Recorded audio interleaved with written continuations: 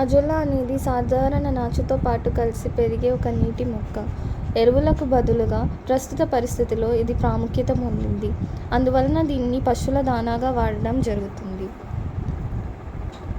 Azolla వలన కలిగే ఉపయోగాలు: ఇది సహజ సిద్ధమైన ఎరువుగా వాడవచ్చు, పశువులకు ఆహారంగా ఇవ్వచ్చు, సుస్థిర వ్యవసాయానికి ఇది తోడ్పడుతుంది. అజొల్లాను పెంచే విధానం: ముందుగా 6x4 సైజు గల తొట్టిని తయారు చేసుకొని దానిలో నీటిలో నింపి పేడ మరియు మట్టిని దాని మీద అంగుళం మందంతో వేసి అజొల్లాను పైన వేయాలి. వారంలో నీటిని మారుస్తూ ఉండాలి. దాని పెరుగుదలను చూస్తూ ఉండాలి. ఇది పెరిగిన తర్వాత దీనిని పాక్షికంగా సూర్యరశ్మికి తగలకుండా ఎండబెట్టాలి. ఈ ఎండిపోయిన అజొల్లాను పొడిగా చేసుకొని పశువుల దానాలో వాడడం జరుగుతుంది.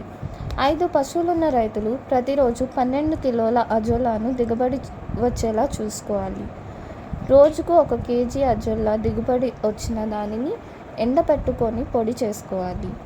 ఆ పొడిని మిగిలిన పౌష్టికాహార పదార్థాలతో కలిపి పశువులకు, మేకలకు, కోడిలకు, చేపలకు ఆహారంగా ఇవ్వచ్చు. ఇది వాటి పౌష్టిక పదార్థాలను పెంచుతుంది, వాటి పెరుగుదలకు సహాయపడుతుంది, పాల ఉత్పత్తిని పెంచుతుంది. దీనిని పశువులకు రోజుకు 50 గ్రాముల చొప్పున ఇవ్వచ్చు.